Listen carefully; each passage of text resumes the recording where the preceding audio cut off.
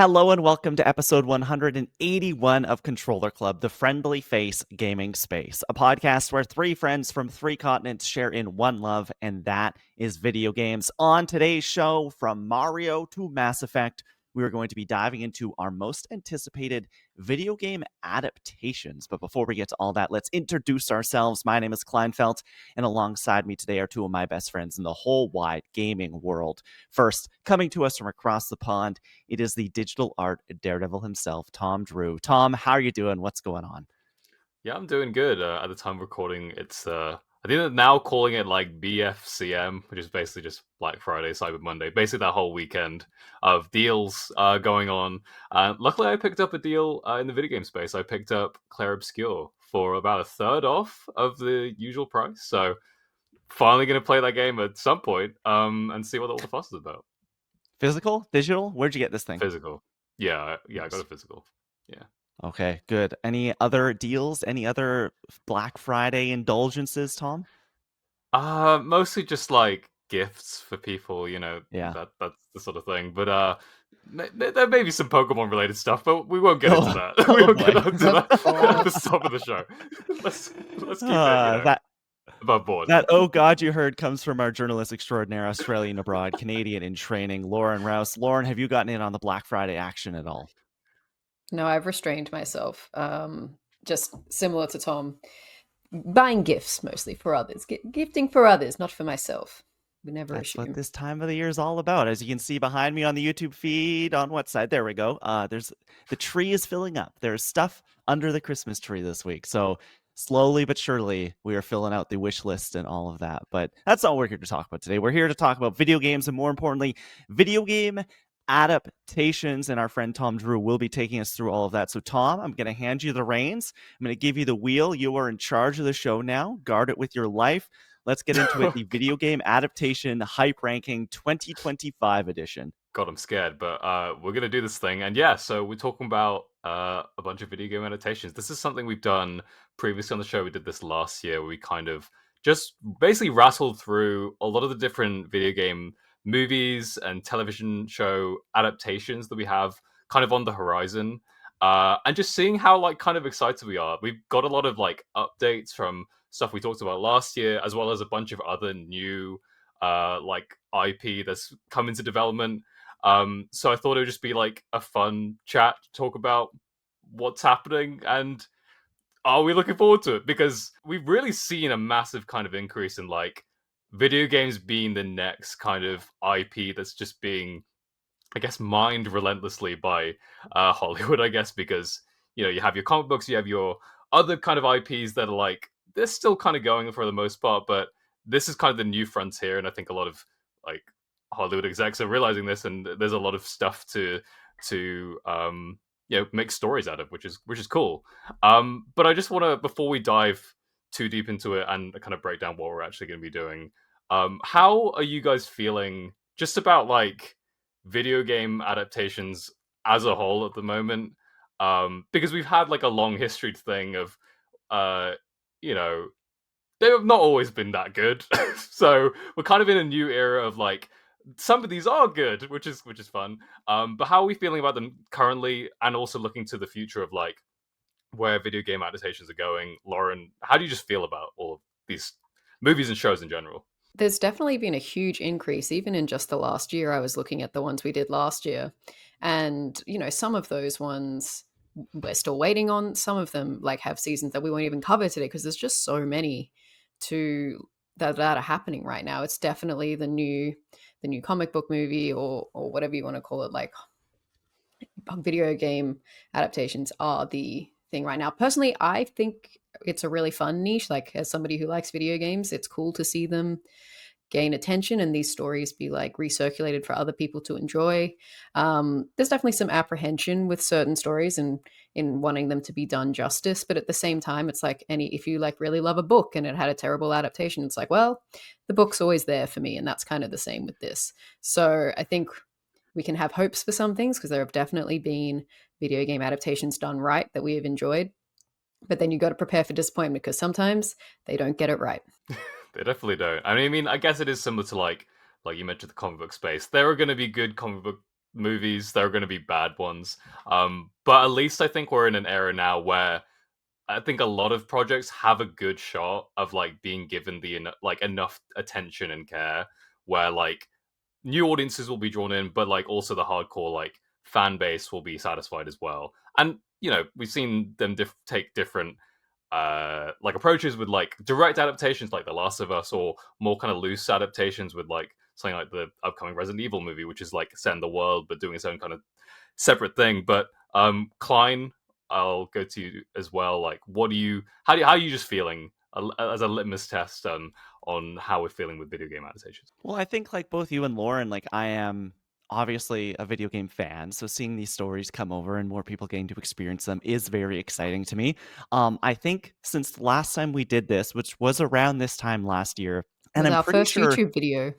was it our first It YouTube video? was. Okay. Yeah.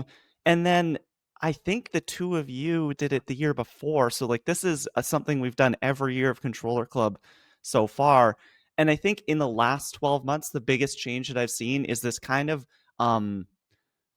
wave of what I would call like auteurs getting in on the video game space, where we have this like Alex Garland Elden Ring thing happening, and we have Zach Kreger doing a Resident Evil movie, and that maybe wasn't happening 12 months ago, but now has kind of, we've moved into this space where some of these more well-known, bigger name filmmakers are taking on these video game passion projects. I might even throw something like Wes Ball, being a huge fan of Zelda and diving into that world. And that is really exciting to me because instead of the UA Bowls and those sort of people of the world jumping in and taking on an IP because it's an IP rather than because they know and love that IP, I think that's very exciting for video game fans. And I think that's about all you can want, because you are hopefully out of that going to get better products. Yeah, I think something else that's exciting about this new wave is that, you know, there is something to be said about straight adaptations, like something like The Last of Us, where it's really satisfying to see the same story play out in a new way. But then you also have other things where it's exciting as a fan to be able to explore maybe something you didn't get to in the game. So like Fallout's a great example where it's like we're just doing our own thing in our own corner of the same world, and you get to sort of get more of, it's like getting something new out of something that you love, which is, I think, quite exciting. And like some of these projects will take that route, some of them won't, but that could be the difference between what makes it good and what makes it bad. Yeah, and speaking of good and bad, I guess we should just jump into what we're doing here, which is basically putting a bunch of movies and shows based on video games into a tier list. And the tiers that we used last time, and we can, and thank you to whoever put in the last year's rankings as well, so we can compare. But we're basically ranking them from S to banished tier. And I think we should define what these tiers kind of represent before we dive in too deeply.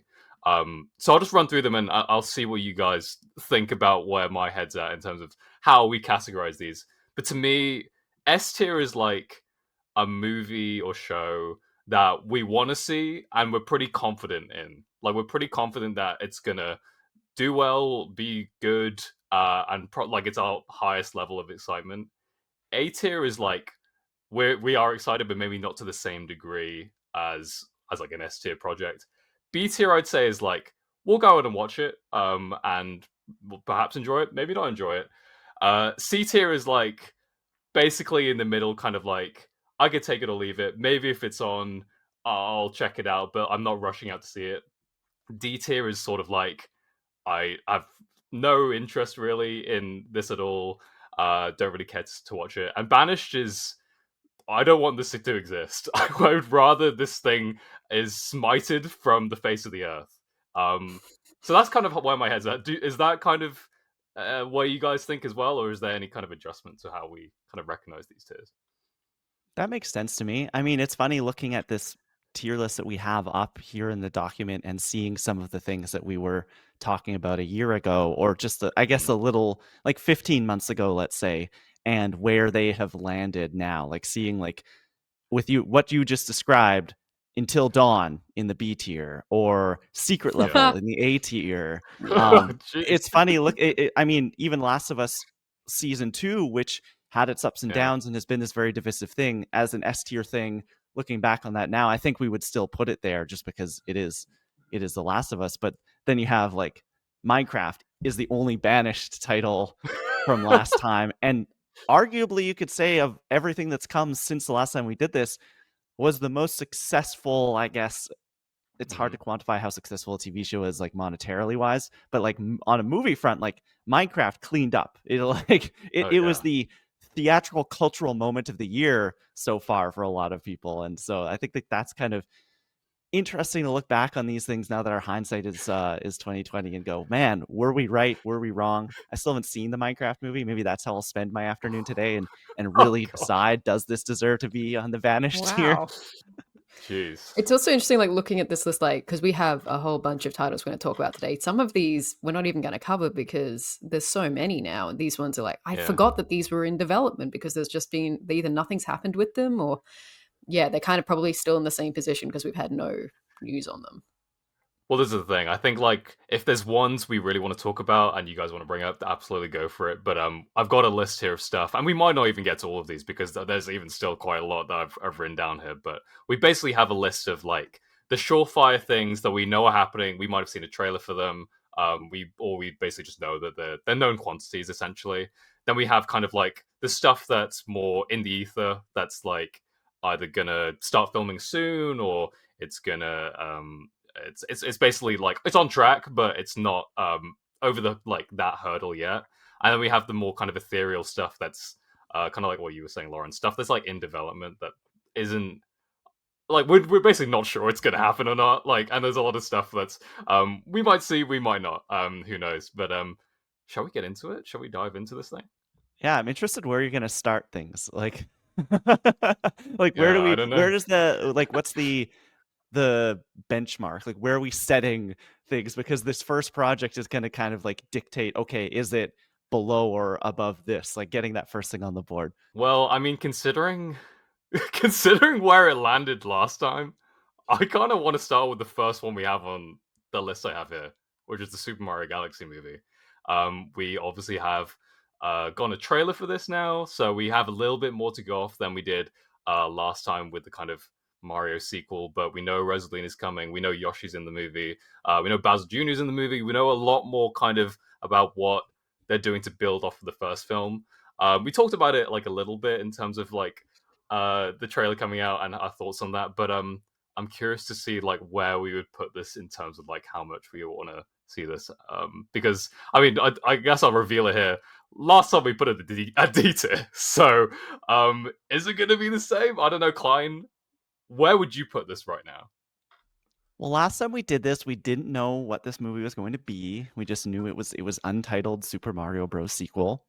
We now know it's Galaxy. We know that Bowser Jr. is coming. Brie Larson is in it. That's pretty big. Like that's true. That's exciting. I feel like I'm gonna be maybe higher than both of you, but I would say B. I would bump it up 2 tiers. Yeah, interesting. Lauren, how are you feeling about it? Is Brie? Does that move it at all for you?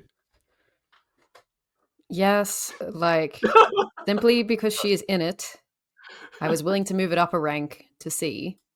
I still think the movie will be trash, but she will be in it, which will be a small glimmer of hope. This is the thing. I think it probably it probably will still be bad. I have the trailer. It's so annoying because like I watched the trailer. I'm like, oh, but it could be good. Like there's a chance. They could turn it this around. is the one. It could be, but I just know Illumination. I just know that they love their delicious garbage. Illumination has made good movies, though. though. Like that first Despicable Me movie is, I would say, good if not great. But what else is there? I mean, after that, it was downhill. Like, there's nothing. There's nothing. I don't know. What's the Secret Life of Pets? That's fun. To be fair, I haven't seen the Secret Life of Pets. They did like sing as well, didn't they? That was popular. Singing animal movies. Yeah, I mean, I probably a B C is probably where I'm headed to. So I just don't want to be disappointed again. I just don't want to go put in it like at C, set the expectation now, and then if it exceeds that C tier thing when you see it, then it's exciting. I think C is probably the apt I I'm think this is a setting good. myself up for disappointment, and I know it. Like I do. I know that my Oh expectations simply man. because they attach the Galaxy name to it is too high. But I don't Yeah, know. we're I hope. What do you do? cautiously optimistic.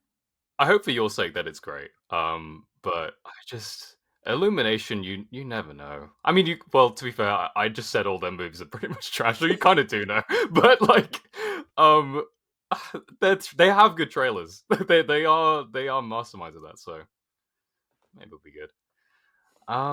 Okay, we got a middle of the road here. Let's go to something that maybe we're all kind of excited about. Fallout Season 2, which is the follow-up to Prime Video's first series. Jonathan Nolan, Christopher Nolan's brother, working on this. This is going to New Vegas this season, so it's a completely new location. How are we feeling, Lauren? Where's I'm your going to head come at? in hot. This is S tier. Yeah. Um, I've been rewatching Fallout Season 1 just the last week to prepare for this, and I forgot it's just so good. Like that opening scene with the flashback to before, like as the bombs hit, is like one of the best openings I can think of in a TV show.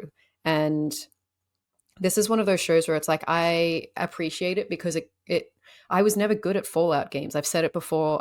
I tried to play them. I didn't like the gameplay, but I loved the world and the story, and then this allowed me to experience that. So now being able to experience New Vegas, which is this big iconic game that everyone always talks about as being the peak of the franchise, getting to see that through this show, like I could not be more excited.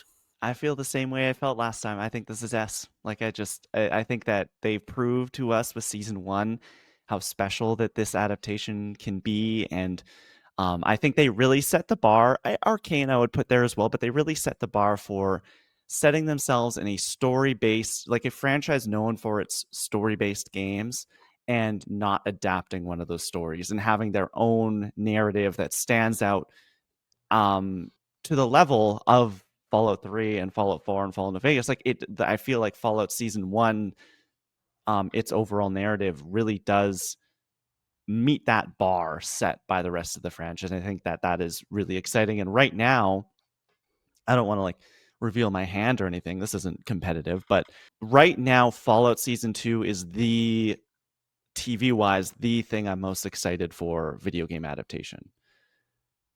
Yeah, I think that's I fair. like we're getting I think last time there were a couple projects that we were like I think it was before Arcane had come out. We were very excited about that. Of course, The Last of Us season 2 at that point. I am leaps and bounds more excited for Fallout season 2 than I am The Last of Us season 3. And I'm very excited we'll get to that, but I think Fallout season 2 has the potential to really blow up this series from like a viewership and conversation perspective, because that season one was fantastic and we talked about it on the show, but it all dropped at once. And I think that was like the worst thing they could have done for it, because Mm, it yeah, came and went, and the people who it didn't give anyone enough time to like catch on and like join in and catch up. And so now it's like season 2, people had a couple years to see the first season, and that conversation is just going to build from week to week to week. And by the time we get to the maybe that midpoint or even the finale, there'll be people in our lives who are like, "Oh, I've caught up. This is like the best show on TV. I'm so happy that I've had time to really like sit and be with this series over its second run." So yeah, I think it has to be S tier. And you can tell that it's really catching on, like that. Even though it didn't make a huge blip to begin with, it was present at the Emmy Awards. It won the Game Award that year for Best Adaptation. And now, like with the marketing they're doing for season 2, like they're going really big. And so you can just yeah, tell that it's like this is something that Amazon has a lot of confidence in, and that we all like that it's going beyond just us as the gamers who like kind of are aware of Fallout. Like people are into this show. yeah, for sure. I think I was like one of the people that was a little lukewarm at the show to begin with, but then as the show built, I was really getting into the world, really getting into the characters, and I think, like you said, Klein, I think it was that kind of like dropping all the episodes at once. I think if they had done a weekly release, I would have had that like natural progression of like not having to try and rush through all of these episodes as quick as I can, and being able to appreciate them a little bit more. But once I got to the end of it, I was hyped, not only for like um the second season and like the prospects of it, which looked great from the trailer and everything, but also like a great thing I think great video game adaptations do is they make you want to play the game. And Fallout Season 1 was a really big moment of being like, I really just want to play Fallout. I haven't done that yet because I kind of want to play. I'd rather play New Vegas, but you can't really play Yeah, that where's easily that at New this point. Vegas remaster? Maybe that's coming. Who knows? But yeah, I agree with you guys. I think Fallout is an easy yes. I really hope it's good. Like, the trailer's great. The cast is like all back, and they look like they're giving it all. So hopefully it's a good one. We'll go on to the next one here. Where should we go? We got a really high one. We got a kind of middle of the road one. I'm curious to see what you think of this one. Return to Silent Hill. This movie is a movie we've actually covered on the show. This is one of our hot scoops. It was a hot scoop that I got from my friend Beth, who gave us some like set photos, basically, of the movie because we hadn't heard from it for so long. This project's been gestating for ages, and it's like the same director from the first film, and it's kind of more directly adapting Silent Hill 2, essentially, but it's coming out I think it's coming out in January, which is not the best. It's not the best release windows for films. Usually, that's normally a dumping ground, which is a bit sad. But do you guys have any interest in this? Like, is there any kind of anything like pulling you in with a potential Silent Hill adaptation? No. Okay. I was interested in this just because I think that the Silent Hill 2 conversation has captured me over the last couple of years with the remaster, and like that was a game that I had friends that had, and we played at sleepovers, and it was like mythologized to us because it was so scary. And I thought, it could work well in a big screen adaptation, but that first trailer recently dropped, and man, like it harkens back to the video game adaptations of like the 2000 to 2006 era. It looks like it's shot on an iPhone. It looks like it has like little to no budget at all. It feels made for TV, but it isn't. And that is just it's straight to DVD energy, but it's going to theaters. Saw a poster for it the other day for the first time, which surprised me because it's the first piece of like public marketing that I've seen out and about at the movie theaters. But yeah, I don't know if I'm putting this because Banish to me is almost like meme level. Like Banish is like Minecraft's the world. I might I think it would be worse to put it in D. I think that says like how little I feel about this film. It's just like this is such a nothing thing to me. Yeah, that's the thing. I think like what you said is perfect. Like it does harken back to those like video game adaptations of yore, where it doesn't feel like this is a particularly like it's a particular passion project, unlike some of these other ones that we have on this list. And yeah, I just don't really have any interest. I'd much rather play. I'd just rather play Silent Hill 2, like to get that story. I don't feel like I need to watch this. But Lauren, are you feeling similar to us? Yeah, it's not really doing anything for me. I think it does seem like it has a decent bit of VFX behind it and a little bit of budget. Like I was surprised about some of the visual things that they were doing. In a similar way to Fallout, like this kind of interests me in a way that I will never play a Silent Hill game, but maybe I can experience a Silent Hill movie. I just don't think it's going to be very good. But it could be one of those movies that's like, oh, I'll just like watch it on Netflix with my friends one night and have a laugh through it or something like that. So that's probably going to be its value to me, and I'm happy to put it in D as well. Yeah, I think D is as a fitting place for this one. Sorry, Silent Hill. Prove us You wrong. tried, I guess. Yeah, Exactly. Let's go to another horror franchise. Five Nights at Freddy's 2, a follow-up to one of the biggest games ever. Like the fan base is huge, and the movie like did like surprisingly well. The fans showed up for it. It was kind of a departure from what the games really are. Like it had the animatronics like being friendly to like the central characters, which is an interesting twist on things. But this one seems like it's kind of maybe going the other direction, maybe being a little more faithful to the games. So that's kind of fascinating to me. I don't know, like Lauren, I think you probably have more interest in this than maybe Klein does. But so how do you feel? What's your litmus test on Five Nights at Freddy's 2? Guys, I already have tickets. I'm going Thursday. Okay, let's I'm quite go. excited. Okay, Listen, I saw all the flaws in Five Nights at Freddy's 1, but I am a believer that they are fixing a lot of those this time around. The talk is that they're making it actually scary. They're going a little bit harder with the horror. They're bringing in all these exciting kind of animatronics. Like, I'm kind of excited to see where it goes. As someone, again, who will not play Five Nights at Freddy's because it's scary, I'm excited to experience it this way. I like them adding McKenna Grace. I like Josh Hutcherson. Matthew Lillard and Skeet Ulrich coming back together. That's really cool. So I think it has the chance to be a better sequel than the original.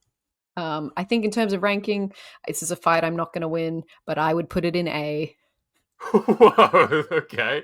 Wow. I have tickets, all right? I'm there, day one. Interesting. Okay, I think you haven't seen the first Five Nights at Freddy's, right, Klein? No, I feel similarly to this, that I do Silent Hill. Like, this does nothing for me. But I understand that people enjoyed the first one, so I was like, if I had to put it somewhere, if I was making my personal list, it's probably sitting in C. But that might be a little lower than you feel, Tom. Interesting. Okay. Yeah, I mean, like, I think I'm more on Lauren's wavelength than that. Like, Wow. I am Wow. curious. I don't know if it's an A, but I am curious. I think the lore is so crazy from these games, and it's so fascinating to see how some of this comes to life. I have always kind of been fascinated by like this kind of concept of Five Nights at Freddy's. Like, I think it's a cool setup. And I like that they're introducing like other animatronics in this one, and you have like your nightmare versions of these characters and your toy versions of like it's insane. Like, it's an insane franchise. Megan Fox is voicing Chica. Oh. It can't get better than that. Insane pull. And Matt I Pat, didn't know M. Fox had attached her name to this franchise. Klein told me like it's an A. Yeah, like it's an A. It doesn't push it down the list. Okay. Okay. I think Matt Pat, who also he's like Yep. the YouTuber who's behind Game Theory, who did a lot of the Five Nights at Freddy's theories. I think he also voices one of the animatronics. I think. Yeah, he's Bonnie, I think, and then Kellen Goff is Freddy. That's so it's so wild. But I think I'll probably split the difference if this works for you guys. I think B tier is probably fair for this. I think so. We put the last one in C, so okay. If we're a little bit more excited for the sequel, that feels like crazy to put this above the Mario movie, but I guess this is where it's landing. Yeah. Jeez, this is okay. This already feels cursed, but you know this is the tier list. This will make you happier, Klein. Sonic 4. We had Sonic the Hedgehog 3 come out. Shadow was there. It was awesome. Even I liked it. It was insane. And then we had the tease of Amy Rose, and she's going to be in the next one. Hopefully some other of Sonic's friends show up. I don't really know. Maybe Metal Big Cat Sonic shows up. Maybe he was there. Oh yeah, Metal Sonic's going to be in it too, so that's cool. But yeah, Klein, take it away. What do you think of Sonic 4? Well, I mean, what does Sonic start with? Oh, come on. No, I don't. Here's the thing: is like, and I've said it many times here on the Sonic podcast, on our podcast, talking about Sonic. That's what it is to Klein, a Sonic podcast. It's all it is. It's just an excuse for me to. I'm always looking for the next off ramp that I can bring up the Blue Hedgehog. I think that these movies, as a Sonic fan, have given me like things that get me excited, but they are not movies for me. Like they are kids movies, and they have their inherent flaws, and I do think they've gotten better with each entry. I think Sonic 3, genuinely the last third of that movie, the last act, all the Sonic and Shadow stuff was like a dream come true as a Sonic fan. Like, it was genuinely like, this is what I wanted. We're doing a basically Dragon Ball Z fight with these Sonic characters, and it rocked. It was absolutely insane, and they pulled in the music, and it was great. Sonic 4, I think, has the potential to make another leap. I still think a lot of those kids things are going to be there, but they have learned, it seems, with each entry to like, okay, move more away from the human side of things and really lean on these Sonic characters. And I have a feeling, just from what I can tell with Amy Rose showing up and Metal Sonic showing up, that it will be, they'll go even further with that in the fourth film, just because if both of them are showing up, we're almost certainly getting a Sonic CD adaptation, which is very like otherworldly and not Earth based in any way. Like there's really no way to do it and have human characters be prominent in any significant way. So that excites me a lot. I still think that the childish jokes are going to be there. We're going to have weird dance breaks with Jim Carrey. He's going to show up, and like there will be those things. But I think the potential of Sonic 4 is quite high. I joke that it's S. I don't actually think I would put it in S. I'm probably putting it in A because I am very excited for it, but I'm not like champing at the bit for like every morsel of information that they're willing to give me. Yeah, I think the movies, they have definitely gone better because, like I said, I like the third one. Like, like so they are definitely improving with every entry. So, there's still stuff in these movies that like they are appealing to a broader audience to draw people in. So they're not going to directly adapt a lot of these elements, but I think they've gone a good groove of like figuring out what works and like how to make like these versions of the characters work on screen. So I think this does have like a decent amount of potential, and I am a little excited about it. Like I think it could be good. I might be with you, Klein, but Lauren, how are you feeling about Sonic 4? I feel the same as I do the Mario movie. Like Okay. 3 was definitely, I think, the best out of them. Uh, if the fourth one does kind of go off world and ditch Earth and ditch the humans, I think that could be another step up. But yeah, it doesn't really excite me. It's like I will see it so that we can talk about it. I'll be interested to see who they cast. Maybe that could tip me over the line. Maybe Brie Larson will be Amy Rose, and there we go. But That's how they do it. yeah, right now it's like on the same kind of interest level for me. So like that's a C tier right now. Okay, so you're an I A wouldn't hate tier it with at you, B. Klein. Yeah, we could do B. B's. I think B's probably a good middle ground. Sonic 4 at B. Wow. Two animal based gaming properties side by side. Final Freddy's It 2 is and Sonic. interesting. Sonic 3 was in B last year. I think we were Really? all very excited about Shadow. Yeah. What if Shadow shows up again? Does He that change has anything to. for you guys? He has That to could come be good. back. There's Yeah. just so many of them now. You know, we've got Knuckles still, Tails. They were big in the second movie, and yeah. Yeah. How many hedgehogs do we need? We need all of them. We need Silver. We need Where's Big the all the cat? other That's animals. what I Where's want. Big? Yeah. I want the crocodile. I want what's his name? The green crocodile guy? I don't know. No, when you get Ve- into like Ve- the chaotix characters, yeah. I I think his name's forget. There's Vector. him. There's a bumblebee. No, yeah, Yeah, bumblebee. Charmy the And bee. there's a dinosaur, like a triceratops. Yeah, the purple guy. Espio. Why do I know these characters? Anyway, we're moving on. Okay. Let's go. Where should we go next? Okay, we're gonna go to a movie that personally I'm super hyped about. This might be the one that like I'm the most excited about. As Resident Evil, baby. Resident Evil, directed by Zach Kreger, who directed Barbarian. He directed Weapons, which came out earlier this year. Um, I have a lot of faith in this project because everything that Zach Kreger's kind of said about this movie is that it's kind of set in Raccoon City, which is kind of the same setting that Resident Evil 2 and 3 are kind of set around, but kind of telling its own story, which normally I would be like, the Resident Evil characters are so compelling that I'd love to see them on screen somehow. But after seeing some of Zach Kreger's work and what he can do in horror, I think it's a smart move, and I think setting it in the universe potentially sets it up for to be able to just tell its completely own thing and stand on its own, similar to how we had with like Fallout, for example.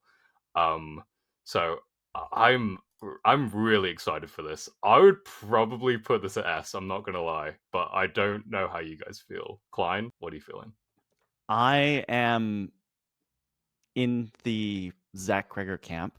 I have yet to see Barbarian, but Weapons just like completely blew me away this summer. And when I came out, I'm like, this could be something special because it is very much something that he's wanted to do. And this is his franchise. And he's talked about this won't be like the other movies.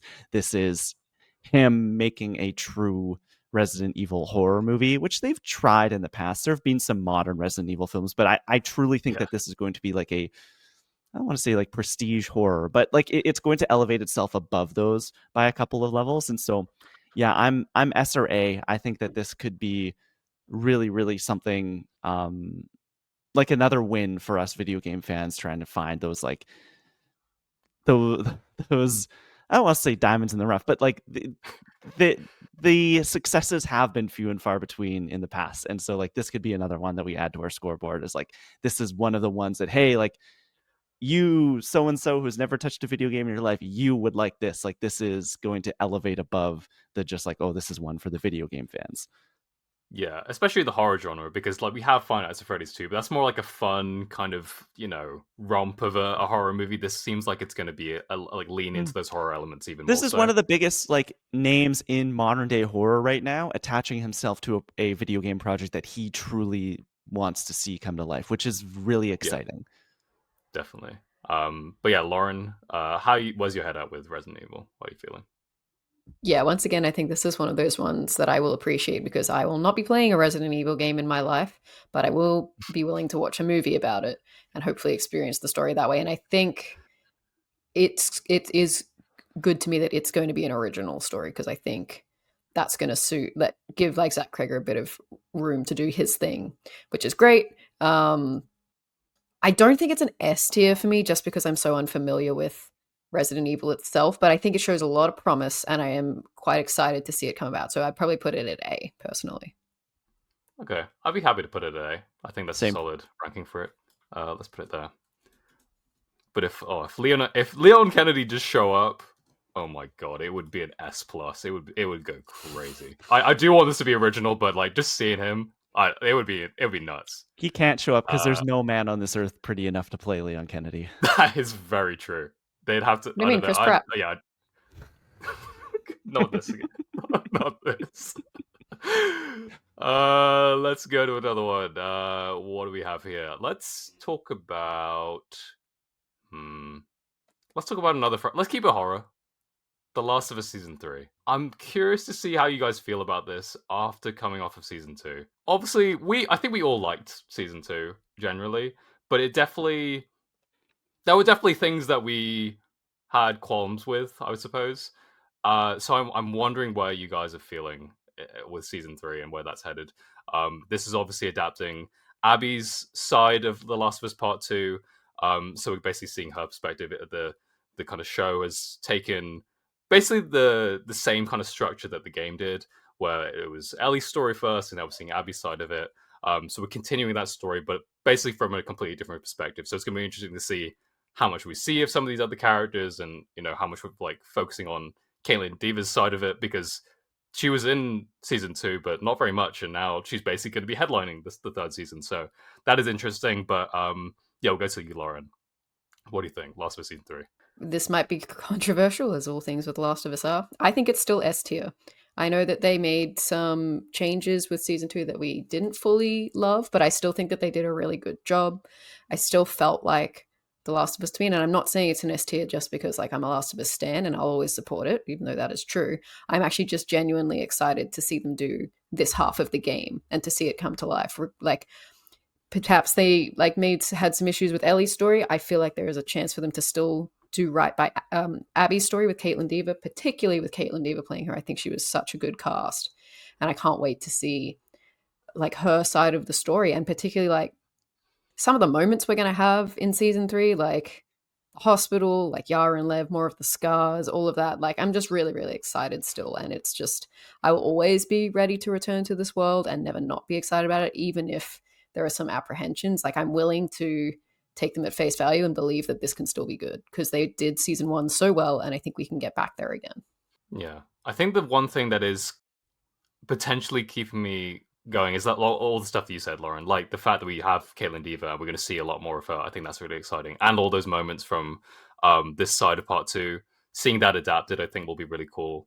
But I'm also hoping that I'm hoping that the filmmakers I've seen the kind of response to season two and some of the kind of issues that people had, maybe kind of taking on board and be like, okay, how can we make sure that we do this so that like those kind of things are addressed and taken forward. I'm probably, having said that, still a bit lower on this tier. I'd probably go like an A or a B at the moment, just because I'm still a little bit apprehensive but hopeful. But Klein, what was your head at? I'm in a similar place to you, Tom. I think I'm A. I might be leaning a little more A than you are. Like, I think Last of Us Season 2 for me is firmly in the A category. Coming off of Season 2, as you said, we all liked it. We all enjoyed it. I don't think it was as great as Season 1. But I still think that it was some good television, and I am excited for Season 3. But the more I've sat with it, the longer I don't want to say I'm starting to feel Last of Us fatigue, but I am starting to feel like we've gotten so much of this franchise in not that long of a time. And so where there was scarcity before and every little thing was like, oh my gosh, like I can't wait for that.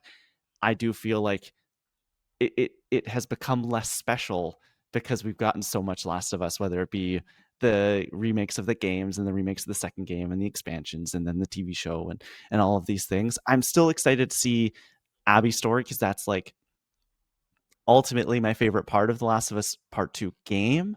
And I love Caitlin Dever. And a lot of the complaints that I have about season 2 have to do with their handling of Ellie. And Ellie's not ultimately going to be in season 3 all that much. It's going to be a wholly new thing. So I think it could be good. There is one note that I wanted to bring up here is that season 3 will be the first without Neil Druckmann involved. Like, he is Mm. stepping away from the TV show and will not be as creatively in there and in the weeds like he was for the first 2 seasons. So it'll be interesting to see, does that produce a better product? Does it produce a lesser product? Are they more willing to now deviate from the source material? Are they now going to say, no, we're not switching up anything and we're just going beat by beat through the game? I think that is a wild card that we didn't necessarily have coming into season 2, but I would still put it at A, I think. Yeah, I think A is probably where we're heading then. Let's put it there. I think that's probably a good spot. Both horror franchises at A tier, apparently. Interesting. Okay, guys, we talked about a big property, but this is the big guns right here. Angry Birds Movie 3. Oh God. The last movie came out 2019. For some reason, they're making a third movie coming out just before 2 days before Christmas next year, apparently. So get ready. Avatar's coming out this year, which is great, but look, this is the real thing you're going to want to be looking for. Jason Sudeikis is back. He's playing Red. Smosh is apparently reprising their role. Anthony Padilla and Ian Hecox as their characters in the movie. Mr. Beast is apparently in this film. The only reason I brought this up is because I think this is banished. I loved Angry Birds as a kid. I played on my phone, whatever. But like, why are we doing this again? I don't know You want to know why this why, is there. Tom? Money. Angry Birds makes money. Did it though? The second movie, I'm looking here. The budget was 65 million. The box office 152. Like, I Oh, guess it actually, maybe made a return, but that's that's not actually not that awesome. not great. Not great, is it? So I don't know. Why we keep I'd be talking. with you. Like, if we just want to move through this, I would be more than happy throwing this in banished. Yeah, I'm not going to put up a fight for Angry Birds 3. I thought maybe someone would pipe up, but I guess not. Angry Bird fans, I've I'm seen sorry. none of them, so really zero skin in the game. Neither have I. So I thought it was just worth mentioning because Now, it the is closest happening. connection I have to the Angry Birds movie franchise is when I worked at Best Buy for the brief stint that I did. All the TV demos had Angry Birds movie 1, I guess, footage playing on it all the time. And Oh because the man. colors were really good to like, they're very bright Uh, and so like eye catching. But yeah, that's the only interaction I've ever had with this film franchise and ever really want to have. Interesting. That's a choice. I mean, I guess it was what, like the first movie came out 2016. What else, I guess, was there to show on these TVs? It You can was show the that little and the movie. Emoji Movie, Oh, and Jesus. What a time that was. and God. and there was a really good demo that we used for like light levels. That was one of the big nighttime castle sieges in the first few seasons of Game of Thrones. Right. Because Okay, everyone's like, I can't see anything. Yeah, and then can't see anything, and then like there's big like there was what do you call them, trebuchets, like shooting big fiery blocks off, and yeah. Okay, moving on. Moving on. Okay, well, we talked about a Banished movie. We're going to talk about another movie that ended up in Banished last time we talked about it. Minecraft Movie 2. It's still banished. It's You think still so? banished? Yep. Really? Only because, okay, firstly, I saw it. Did either of you see it? No. Yeah, I saw But it. it was like a cultural moment. Chicken jockey, And it was a remember? terrible cultural moment. People like throwing shit in cinemas, acting What do you like mean? they were It's like 5 Rocky years Horror old. Picture Show for our generation. Nah, I don't need to go through that again. I am annoyed that we're doing this again. It was not a good movie. It was simply successful because of the meme factor. This will get us a lot of hate, I am aware. But it got people into movie theaters who hadn't been in like years. Where is the evidence of that? The money it made. I don't know. Okay, other Well, movies make money. Yeah, and those people who don't go and see movies, they went and saw those movies too. I don't know. Okay. I don't want this in like B or C. You haven't who seen cares? it. It was I know. terrible. it was pretty bad. I mean, like, the thing is, what do I want to say about this movie? I think, like, I was impressed by how much kind of, I don't know, like, it really went hard with, like, the source material, surprisingly. Like, there were a lot of references and, like, inclusions that I wasn't expecting. Like, there are pillagers in this movie, who are, like, evil villager guys, and they look horrible, by the way, but, like, they're in the film. And there is, like, I can see, like, the glimmer of what they're going for, because the movie was directed by Jared Hess, who did, like, Napoleon Dynamite, and there's, like, moments where I'm like, I can see, like, little jokes or, like, things that could work. Having said that, I did not laugh once. I did not find any of it funny. But I saw what they were doing. I think the thing that's getting me is that you can already watch two much better Minecraft movies right now: Parkour Civilization and 1,000 Player Rich vs. Poor Island on YouTube for free. Cinema. Two Minecraft movies that are incredible. And we have this. They can't make an actual good movie that they put in theaters. I think I'm with Lauren. I think they should banish it. Okay. I think they should. I'm not gonna fight for it. I just thought maybe, the zeitgeist. I think Just because if it they made brought- money doesn't mean it should still exist. I think if they brought the not screenwriters. What if the Kirsten YouTubers? Dunst is the other playable character? What I if? mean, is Well, she going that's to what be they like? teased at the end. There was the blonde lady, and then she was afterwards Alex. being like, "I'd love to be in the Minecraft film." And Is she going to be like a character in like Civil War? Like, it's going to Yeah. be like a deep It's like character Kristen study Ritter of being in Alex. Sonic. I was like, that was fun, and then she did nothing in the movie. That's true. She did nothing. And like, based on how the first movie treated its female characters, I don't know. I don't think I've held hope for the next We one. don't need be to honest. touch on that. Yeah. Anyway, let's move on to a movie that I think we're a little bit excited about. Legend of Zelda movie. Coming from S. West Ball. S tier, S. top of the S list. immediately. Was number one. Lauren? I'm surprised you have no apprehension about it. You're not concerned at all. I have significantly less apprehension with every little bit that I see from it, and I am feeling like more confident than I ever have. So S. I mean, I have like no. That first Huge. look did a lot. Like it did a lot for me. Yeah. It really, to me, seeing them out shooting in a practical set in New Zealand in these amazing looking costumes was really like, oh, this. It feels like they're gonna get it right. It could be famous last words. You can come back to this episode when this movie comes out and completely flops and is considered one of the worst video game adaptations of all time, and you can laugh at me. But right now, everything that West Ball has said, every little glimpse that we've gotten, which hasn't been very many. The casting information we got this year, the fact they're going with unknowns, I think they're gonna nail it. I really do.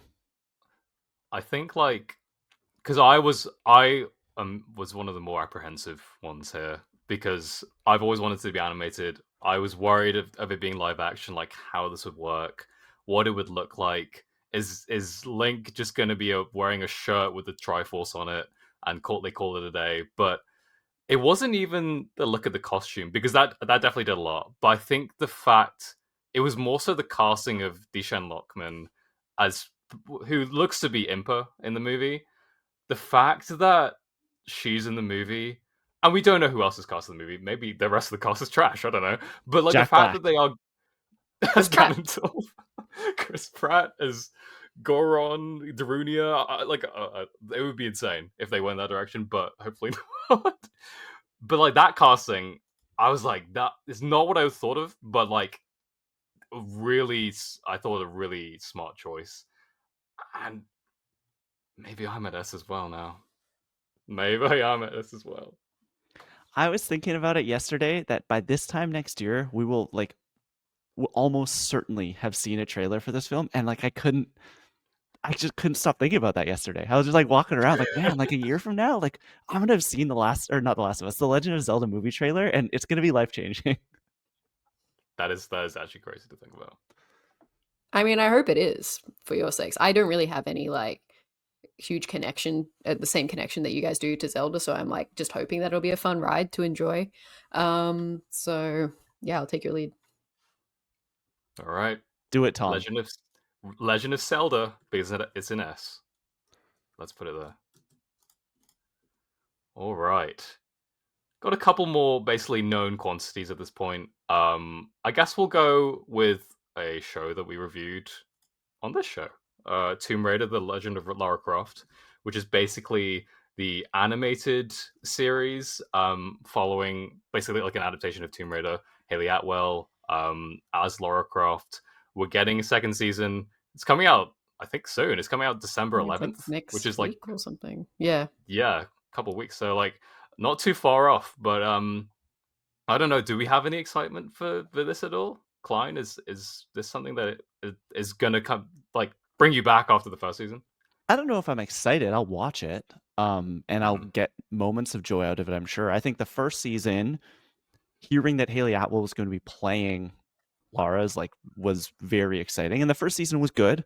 It definitely had some issues, but I enjoyed it fine. Like this is right in the middle of the road for me. Like this is C tier, I think. Like I don't know if I'd be willing to put it down to D.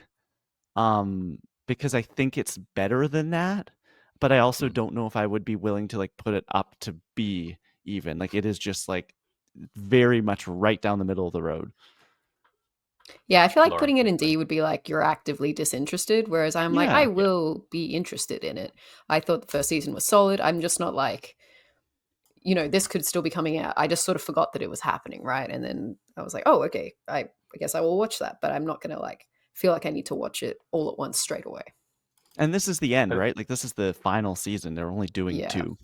Actually, I did just remember they teased the return of Sam at the end of season 1, so that's quite interesting. I would be interested to see how that mystery plays out, because that was something from the games that they never quite fully explained what happened with Lara and Sam, so that could pique my interest again, but I think it's still probably around the CB tier for me. I think the fact that Fallout is also coming out like relatively soon has kind of like blinded us to the fact like, oh yeah, this is coming.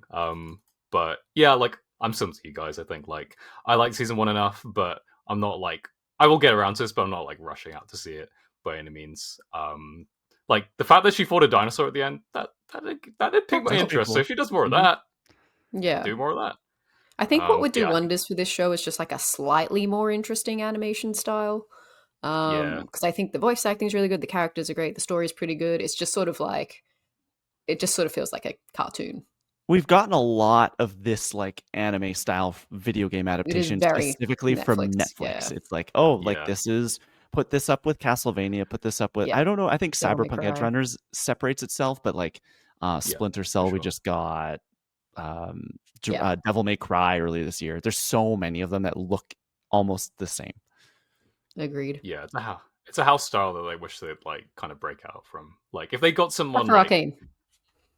except for Arcane, yeah, like they really Fortiche, oh, chef kiss. But maybe if they got someone from like the I don't know the Star Wars Vision, one of those studios, like on a I don't know which one, but like just the crazy They're looking Tomb the Raider really show. weird one that did the last episode of season 3 in Vision. So Oh it's man, just like Black, yeah. yeah, Black, just like interpolated jazz with just trippy DMD visuals on screen. It basically be like Pink Floyd's The Wall, but Tomb Raider. Mhm. I'd watch it. I'd watch it. Maybe they do that. But yeah, okay. So like rounding out these kind of known quantities, we have 2 fighting game based movies here. I think we'll start with Mortal Kombat 2 because that's something building off of basically something we've already seen. We've got Carl Urban joining. The next movie is Johnny Cage. He basically seems to be the new protagonist of the movie. We kind of had like I think it's Lewis Tan is the guy who was playing the main character, Cole Young, I believe his name was. He was like an OC character in the first film, but now we're actually following someone who's like a named, like playable character who's like leading the movie, He's which is still in it. interesting. He is still in it, yeah, for sure. But it seems like he's taking kind of a step back. Yeah. But do we have any interest in this, Lauren? I believe this was filmed in Australia, right? So that there's that. It was on the Gold Okay. Coast, quite Yeah. close to where I used to live. Not that you'll be able to tell in the movie, but I actually haven't seen the first one because I just didn't hear good things, and Mortal Kombat's never really Yeah. interested me. That being said, I saw a little, like, few bits at New York Comic Con, and it was promising. The fight scenes were good, got good reactions. I thought Carl Urban was pretty good.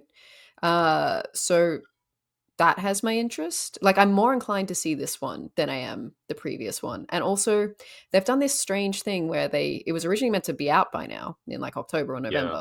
and they pushed it to May. And the reason was that apparently, like, the studio was so confident in it that they wanted it to have a big summer slot. And I'm like, okay, well, that could just be covering PR issues, like where it's actually like not ready yet or something like that. Or maybe it's actually really good. So I'm not sure. I'm like cautiously optimistic. So maybe it's like what do we got here? Maybe it's like a D or a C. Like it's C because I'm interested. I'm willing to watch it. I'm not actively Yeah. like this is going to be terrible. Yeah. I think like when I watched the trailer, like I think the fact that we actually have a proper main character now in Carl Urban, like Johnny Cage, instead of like this OC random guy that we'd have no connection to, I think that is a good move for this. But I do kind of feel similar. I'm like, I'll probably watch it, but I'm not like that invested. I also do feel like the trailer, there's some bits where I thought it just looked a little jank. I don't know how else to put it. Like the CG looked a little like hit and miss, and maybe that's part of the reason why it got delayed. Maybe they want some more time to polish the VFX and that sort of thing. But They're also Klein, going to the tournament this time, so that's a good start. that's true. Didn't do They're that in actually the doing first Mortal one. Kombat. Yeah. Yeah, that's a good point. But Klein, did you watch the first movie? No, but that first trailer is really good from the first movie where like Sub-Zero freezes a guy's blood and then stabs him with it. Like that's awesome. Like that's really cool. But I actually do have a little bit. I was gonna say I have no interest. I do have a little bit of interest in these films simply for like moments like what I just described. There's few blockbuster movies where I can see a man freeze someone else's blood and then stab him with it, and that's pretty cool. But Mortal Kombat 2, I don't know. Like I might see it. I am on the low end here for sure. If I hear good things, I'll go out and watch it. But this to me is just I enjoy a crappy action movie or two, and so I might actually find some joy out of the first Mortal Kombat film. But it's they haven't shown anything to me where I'm like, oh, this time this is the one. Because everything that like even Lauren, what you described, where like the fight scenes look cool and all the trailer stuff, I felt very similar heading into the first film, and then just didn't end up watching it because everyone said, oh, don't bother, like the best scenes were in the trailer. So is this a case of that again? It might be. Yeah. So we're laying C tier maybe? C for combat? I think C. Let's throw Mortal Kombat in C. We had a lot of C's Uh, last time, so we actually had a lot of B's last time. oh yeah. But yeah, Well, we I gotta think we gotta C's okay. Not yeah every movie we gotta needs to spread be that. bad. Exactly. And another fighting game movie, Street Fighter. This was originally going to be directed by the Philippou brothers, who did Talk to Me and I think Bring Her Back as well, which are two horror Hmm. movies. They're well known for like their YouTube content as well, Raka Raka. So they did a lot of action stuff, which is what got me really excited. But they actually left the project, and now it's being directed by Kitao Sakurai, who did a lot of stuff with like the Eric Andre show and a couple other movies like Bad Trip, I think. And it's got a bunch of people in it. Like Noah Centineo playing Ken, and he looks like insane. Like he looks like crazy going to this thing. So the people are putting in the effort. But I wonder how we're feeling about this movie. Klein, you've played some Street Fighter. Are you excited for this film? I'm very excited for this film, and I wouldn't normally be excited for Street Fighter movies simply because, like, we've gotten Street Fighter movies before and they all suck. And like, Yeah. this could have Dragon Ball Evolution energy, and it doesn't though. I think that they're actually going to maybe not like get it right, but I think they're going to do something interesting here. And you talked about the Philippou brothers, and they were in it, and then or they were going to oversee the whole thing and ended up leaving. And some people were like, "Oh, I'm really worried about the project now." I'm not. This directing team that they have in there now, like seeing somebody whose biggest like piece of experience that he has is working on the Eric Andre show, which is like this really fun, weird, subversive sketch comedy show. I think they're going to do something unique and fun and interesting with Street Fighter, and it's going to be this like maybe not commentary on what a Street Fighter movie could be, but like something a little more than just like, oh, we are making a generic action movie where people get in a tournament and fight. And that is like really interesting to me. And the cast is bonkers, off the wall, bizarre. I don't think this is sitting in an S. Like, I don't think it's getting that high, but I might be the highest of the three of us and put it at an A, like low A. But I'm actually like, this is of next year's movies. This is one that I am very excited to see what it actually looks and feels like. That first trailer for this is going to tell a lot because it's going to show us just how weird and off the wall that we're actually going to be getting. Yeah, I think that a lot of the thing for me is like how it looks, like what visual style are they going to go for? Because Street Fighter is very over the top. It's very cartoonish in a lot of ways, and in a lot of ways, like the Eric Andre show lends itself well to that because they do like weird stunts where they're crashing into things, and Hannibal Buress is doing his thing too. But I think it has potential, like you said. I think if they do the kind of go like the subversive route of like um yeah, like switching up the formula a little bit and yeah, asking what it means to be a Street Fighter movie a little bit. Maybe it could be interesting. But Lauren, does this catch your interest at all? I'm unfortunately one of those people who, when the Philippou brothers left, I also left mentally. Like, yeah, it's just because I have no attachment to Street Fighter. Like, nothing, like, none of the cast are really, like, the cast is decent. Jason Momoa is in it, David Desmalchin, like, Cody Rhodes is in it. Like, it's kind of a random assortment of people. But There's a I just couple of am sort of, wrestlers in it. I think also Roman Yeah, Reigns is also in yeah, yeah, it as well. Yeah. yep. But yeah, like you guys saying that it could be like an interesting satirical take, that could be good, but gotta see it to believe it. It's real low for me right now. It's a D. it's a D. Hmm. So okay, I I think I am on the higher end. I'm probably leaning more like A tier. Honestly, I think I'm pretty excited for it. But Lauren, would you go B? I think we got to split the difference then, so it should be B. Yeah. Okay. It goes in B for Beat Fighter. I don't know why I'm doing this for every single one of these. Okay, let's move on to some of these ones that we don't know as much about, basically. And we'll start off with basically another kind of like what you were saying earlier, Klein, an auteur taking on a video game adaptation, the Elden Ring movie, which is being headed by Alex Garland, who is known for a lot of different things. He's known for most recently Warfare, who he works with Kit Connor on, who is starring in this movie. I guess he's leading it, which is an interesting choice. But yeah, adapting the world of Elden Ring, which is a really heady, high concept, fancy thing. So seeing that kind of adapted is going to be interesting for sure to how they do it. And I think Alex Garland is like an amazing choice. I mean, like his work on like Ex Machina and Annihilation specifically. I think some of the visuals he has in that, I think, really kind of get me excited for what he can do with the visuals in Elden Ring, because there are some. I mean, I tried to play Elden Ring, I sucked at it, but like the visuals were like drop dead gorgeous. So I think that could be really exciting. Lauren, you don't have any experience with Elden Ring, but like with Alex Garland in the mix, Kit Connor, is there like any interest here in this project? Oh yeah, I'm definitely interested. And I think it probably might be useful that I don't have a huge connection to Elden Ring because I don't have any expectations, but everything that is attached to it so far is selling me on it. I think Alex Garland's a very smart storyteller and a good world builder. And I am excited for us to have like kind of a new, exciting fantasy world to explore. Like everyone in gaming has been able to enjoy all these things and these iconic kind of characters who we met a little bit of in when we played it on, or at least when I played it on the Switch.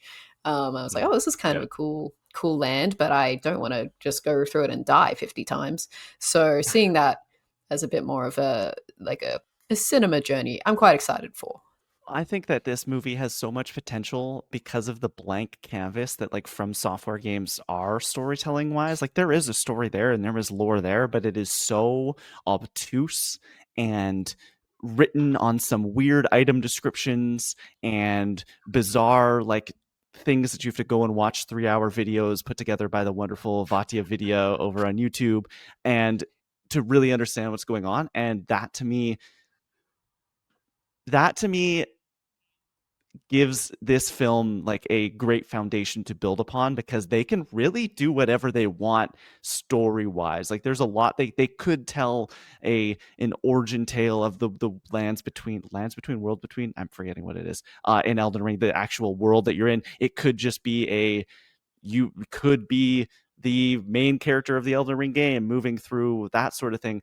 I think that this I think it's also A24 is doing this movie as It well, right? Like, is. I think this movie Yeah. has a ton of like pedigree behind it. It has a lot of potential. I think even if you haven't played this game, there's plenty to be excited for. I know people in my life who I would consider like film people, like really like we're watching all of the weird, sad, obtuse indie movies each and every year and that sort of thing, who are itching to play Elden Ring and get back into video games because this movie is in development.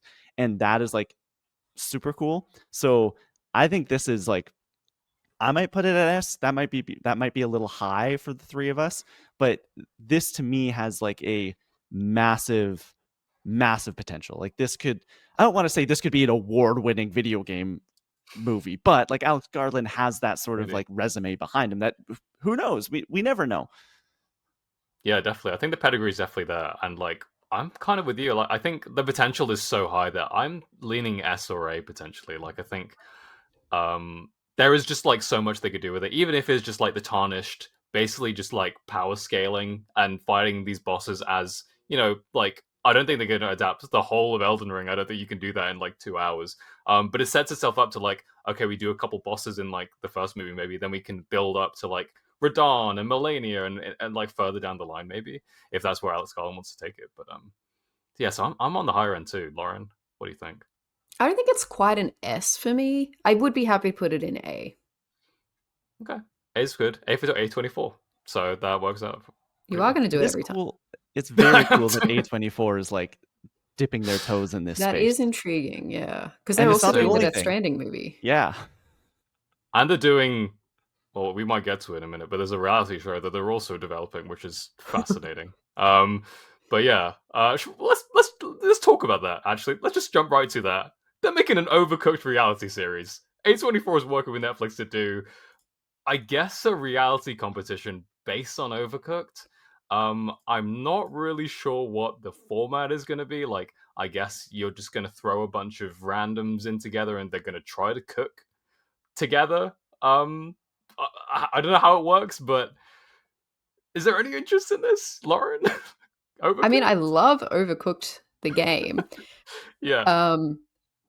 I have no idea how this is going to work. Like, because in my Yeah. mind, I'm like, oh, well, it'll be funny if you have to like literally throw the chips into the fryer from the other side of a raft that's Oh my falling out of the god. sky. But obviously, that's not going to happen. So I think, to be fair though, I Yeah. think like it's just fun to have a new kind of cooking show format that's not just like Mm. MasterChef or like Hell's Kitchen or something like that. Like, I think it could be like a fun injection of life. I don't think it's going to reinvent the wheel, but I don't know. It's kind of fun. It's kind of fun. I don't know, like maybe they do a like you have people like voicing over and like giving people instructions of how to do things, and that kind of emulates certain parts of the game. I wonder what they do with the format, like to make it Well, that chaotic I nature think of for it. it to be chaotic, you just have to, yeah, like you say, like put a bunch of strangers in, have here's all the orders you have to make in this amount of time, go. And then they have to figure out Yeah, how to work together, communicate. There'll be a lot of personalities clashing. Like, that's kind of fun. it's pretty fun. Klein, does this do anything for you? No, especially with Netflix attached, there's so much just like Netflix reality show garbage on that service that I'm like, this could, you know what, this it could be fun and interesting and could be like a weird new take on the. But with Netflix involved in any way, I am kind of like I don't know. I don't care about whatever it is. The Love Is Blind, the Circle. No, what's the one where they're like hidden and Yeah. can't? Yes, or like any of that. I'm not into. Did they Especially do when the it's coming floor is from lava? Was that them? They that did, was yeah. also Netflix. They did. Yes, That's kind of They did Is fun. It Cake as well. Yes. this isn't winning me over in any way. Like I'm just like Come on. I don't care, and I like Overcooked fine as well. But if I want, like, I can turn on Food Network at any time of day and get like people running around a grocery store to cook something, or running around a whatever to being forced to cook with these 3 mystery ingredients. Like it's I don't know what you're gonna do here that is going to be so innovative that I'm like, man, this is it. Like this is the game-changing food reality TV show I've always been waiting for. It's We'll A24. see It's when they like, what have does to it like mean? cross 8 treadmills while cars are moving and there's also a flood coming in. Yeah, can you imagine? That would be insane. That's what I hope they do. I just think it'll be very unsafe. Yeah. Maybe Mr. Beast is working. I shouldn't say Well, that's that. what you just Klein. described sounds like Beast Games. It Beast Games basically is meets Beast Game. MasterChef. That's kind of a good pitch in my mind. I can see how Netflix Yeah. would have been like, yes. Honestly. Okay, Klein. So where are you headed? Are you banishing it? I think it's gonna end up in C, but I would put banished, yeah. Whoa. Okay, Lauren, what about you? I don't think it needs to be banished. It could go in D if we're that, because it's such an unknown quantity.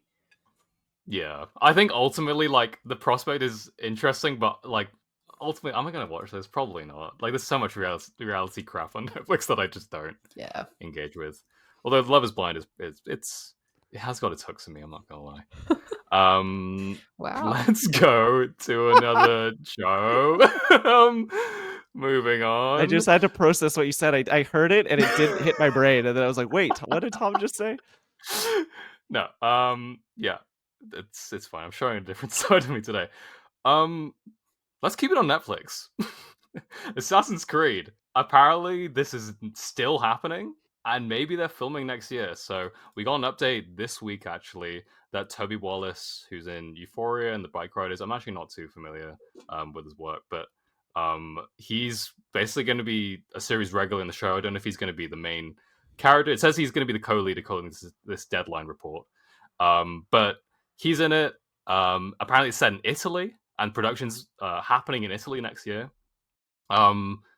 Which is obviously where Ezio got to start. We don't know if he's going to be Ezio, if Ezio's going to be the series. We don't know, but this is a pretty substantial update because we haven't heard about this series for a long time. So, Lauren, you're basically the Assassin's Creed super fan.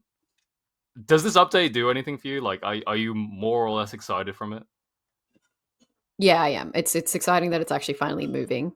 I think we're all waiting for redemption from the Assassin's Creed film, and like this was sort of sitting in the background for years and years and years. Earlier this year, Netflix is like, yes, it's still happening. We've attached these people. It's going. Now we have casting.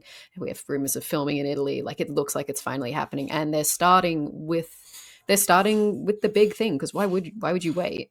They're going to go with Italy, which is like ancient Rome, like one of the best Assassin's Creed storylines for most people, and that's really promising. Like I think this could has the potential to be like a really cool one of those like dark period limited series about, you know, like the rich like families in ancient Rome and the factions, and then you have this group of assassins, or potentially if they do Ezio, maybe they'll go a different route and be like it's actually a different character so that we, I don't know, have our original story. But um going to Italy, I think, is the one thing that like really excites me about this. Like that's the one thing that they could have said that's like, okay, I'm on board now, and that's what they've done. So I'm pretty high on this.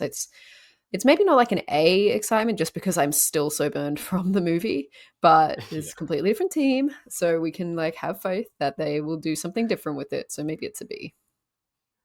Yeah, I think having been to Italy this year and just seeing like the architecture, the fact that they are actually going there and filming on location gives me hope, because like they're just so like the show hopefully will look gorgeous and take advantage of all of that.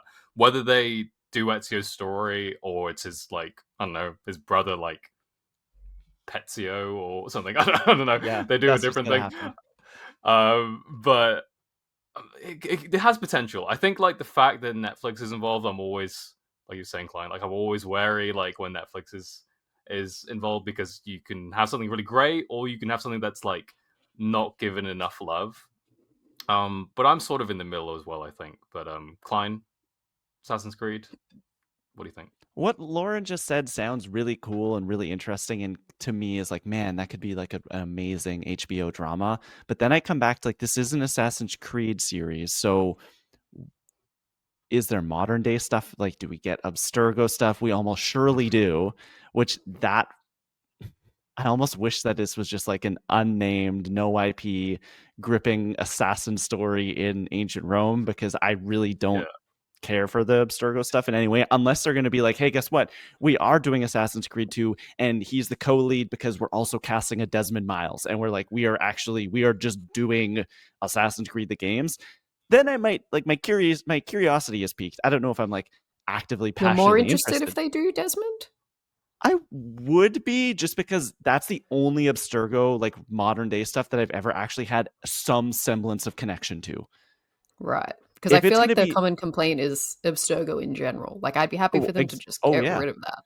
but then is it Oh Assassin's yeah. Creed?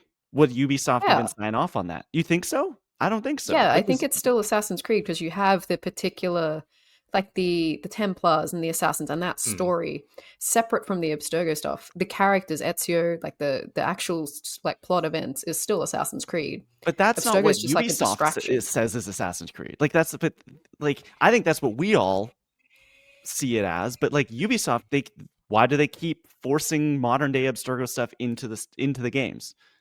Was But it it's Shadow? so background now. It's like barely there anymore. Like those modern Assassin's Creed games, they kind of just go like, "Here's the quick little thing," and then we're kind of out of there. But can they do that in a TV show? They Well, introduce hopefully, this. yes, You think so? I just don't know if they could do. yes, I I do don't know think if so. I don't know if they could successfully do that in like a TV series. Why not? What purpose does it serve in the TV show for them to have Abstergo? Well, by them doing what you said, where it's just a background thing and they introduce it, I think you're introducing for general audiences, you're introducing this like what could be a potentially interesting technology and like sci-fi story, and then completely abandoning and just like and going ancient times, which us as game fans would be very interested in, and that's ultimately what I hope it's just in Rome. But I just think it could be seen as like wonky storytelling of them introducing this like modern day setting. Boom, here's why we're going to Rome, and then we're in Rome, and then No, never I'm saying addressing it they don't again. have that at all. They just start with Ezio's story if it's Ezio. You know, like why? Because I Yeah. think you look at it now, like a big complaint that obviously movie far too much Abstergo, so we know that that's hopefully not the route they're going to go. And then as gamers now, there was always this question of like, why do we need this explanation? Why do we need the Abstergo stuff to explain this cool concept of like you just get to be an assassin in history? Like you can have revisionist history for the sake of a movie. So I just think like this is their chance to course correct. I just don't think they will. So that's Well, why I'm we like will. lower on it. We will see if they do that.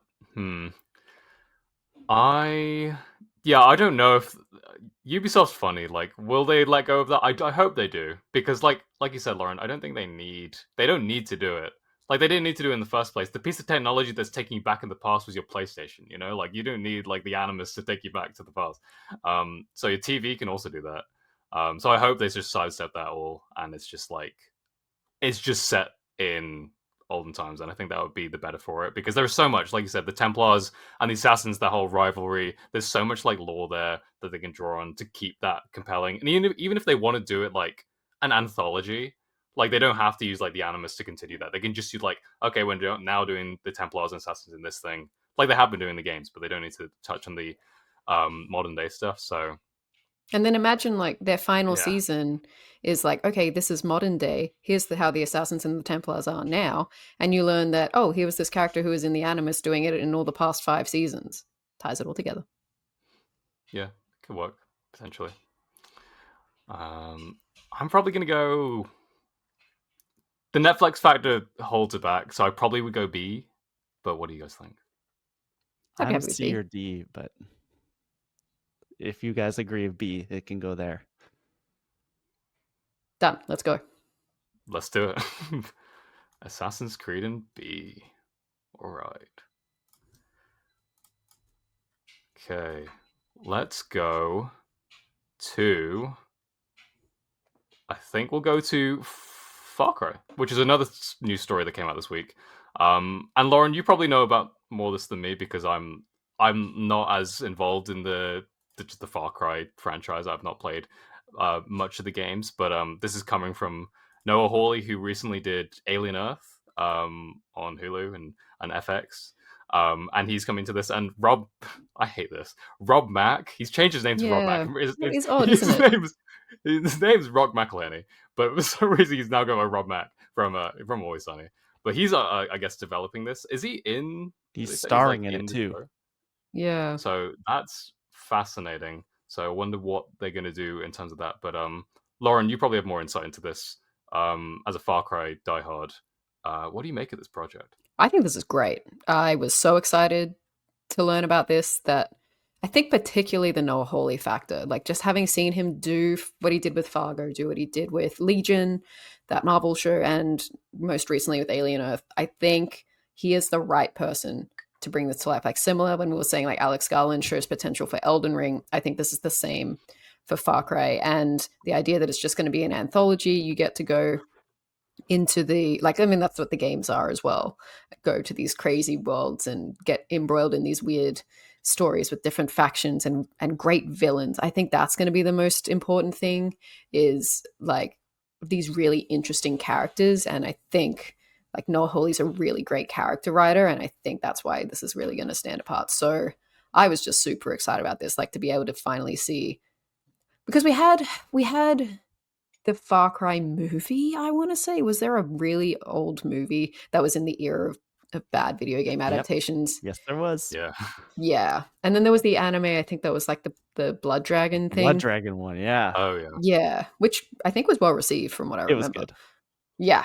But to see like a really cool like live action Far Cry show that is digging into these interesting themes of like villainy and in these like crazy locations, I think it's gonna be great. I'm very excited. This is a fight I'm gonna lose, but it's S for me. Whoa, Klein. How you feeling? I'm like, I don't know how to feel about this show. Like, you tell me Noah Hawley's developing it, that's great. Like, that information alone, I'm like, that sounds awesome. And then you're like, guess what? Rob Mack, Always Sunny Philadelphia, Welcome to Wrexham, Mythic Quest is executive producing and starring. I don't know what this series is going to look, sound, feel like at all, because Noah Hawley does one thing very well, Rob Mack does another thing very well, and those two things are very different from one another. And so I don't know. I genuinely don't know how to feel about it, and just looking at where I would like, I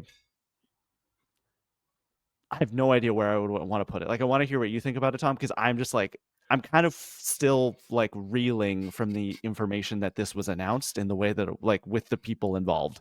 Yeah, I think like I am intrigued with Noah Hawley attached. Like, I haven't really seen much of his work. I've only kind of seen a little bit of Alien Earth, but not that much.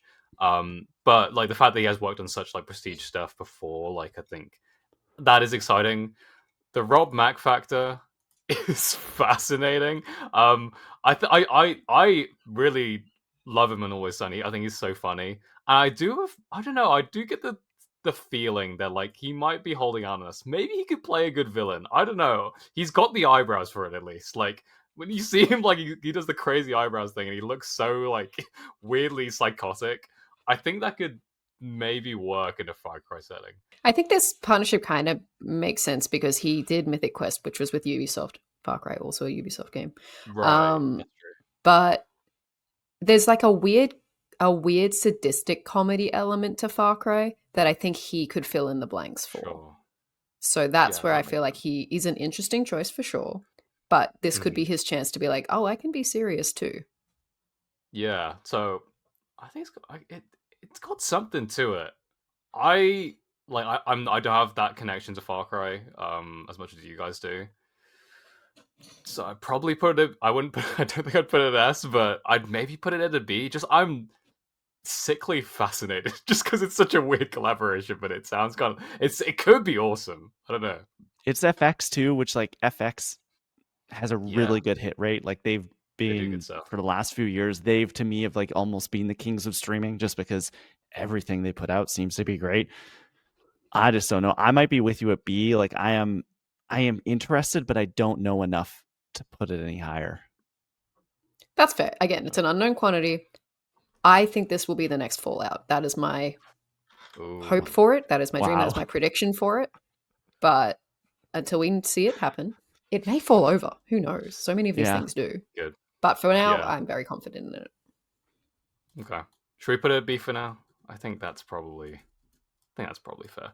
Also, like, I wonder how much time Noah Hawley has with also doing Alien Earth as well. Like, does that factor too? So we'll see. Did that get picked up? Are they doing another season? Okay. Yeah, They it did. did. They are, yeah.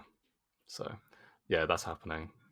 We got a couple more here. I don't know how many more of these we'll get through because we're running. Oh, we're running out I'll of say time it right here. now. We're not talking about what we've been playing this week. We are doing this, and we are. We haven't been Let's playing do anything it. new. Yeah, we are approaching. Yeah, it's same old, same old.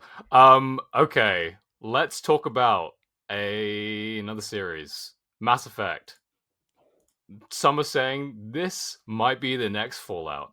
It's also coming from the Variety headline says it here: Fast and Furious 9 writer. So there's also that factor to it too. But you know, Mass Effect, it's a like a beloved RPG series. Like particularly those first three games, it definitely has the breadth that you know is worthy of a show like this. And it could really fill that thing of like a really character driven like sci-fi show that a lot of people probably want to see. But yeah, Klein, I think you're probably the most connected to Mass Effect out of the three of us. What's your take on this? This is my number one video game franchise adaptation that I've been wanting since even before I played the Fallout games. I just know that like this is a universe, a galaxy, a canon as vast as Star Wars, and like this could be Game of Thrones in space is kind of the way that I describe it to people. Like this really could feel like even something like The Expanse, I think, captured some of that magic. Mass Effect to me is the property that's been begging adaptation. I, for a long time, wanted them to adapt the original three games. We recently got reports that is not what's happening. They are doing an original story, which I'm now, the more I think about it, am more excited about that almost because those three games, that story is amazing, but it is very much your story as the player because there is so much choice happening. And seeing that adapted on screen may actually take away from some of that because it's like, oh, this character wasn't super involved when they were like my right-hand man in the original trilogy. So I am very excited for it. I don't really know anything about the creative team behind it. I know Amazon is doing it. Amazon's a Fallout studio and Fallout has been great. This is going to be very different from Fallout. Like this is not, you will not have a funny bone in it at all. Like Mass Effect is very it's intense and it can be narratively intense. So I think that it's going to be a little more dramatic. It might lean. I think for a lot of people, it's going to feel like Game of Thrones in the stars, which will that sounds great. That sounds awesome. So I'm going A right now because we don't know enough. Once they start getting casting, I think I might be willing to bump it up to S. But like, I think it's going to be really good, or it has the potential to be really good, just because like the storytelling, the book is open and there's a lot to cover if they want to. Yeah, and then just adding to that, in June, Doug Jung, who worked on Star Trek Beyond, he also worked on Mindhunter, Jason Momoa's Apple TV show Chief of War. He's basically the showrunner of the show, so he's got some sci-fi pedigree with Star Trek Beyond.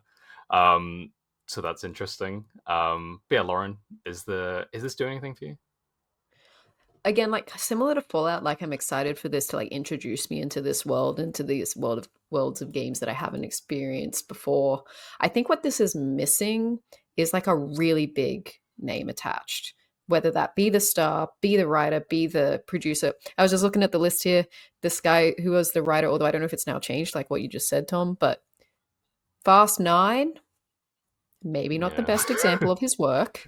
10 Cloverfield Lane was good. I'll give him that one. And then Yeah. the producer, one of the producers, Ari Arad, his last 3 films were Borderlands, Uncharted, and Ghost in the Shell. Yeah, he's the Sony guy. Yeah. Damn it. No.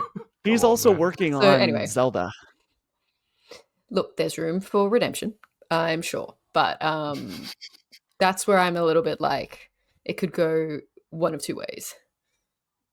Yeah, I think this definitely has potential. Like you were saying, Klein, like this opening up this world, I think would be really exciting, especially because like Mass Effect in recent years hasn't had like the best showing with like Andromeda and like just there's rumors of like a new game being in development, but I We think had a having trailer this for it. series for the new game. Yeah, there's a Mass Effect 5. They're not calling it that, it just says Mass Effect. But there was a trailer 3 years ago, 2 years ago, 3 years ago at Game Awards.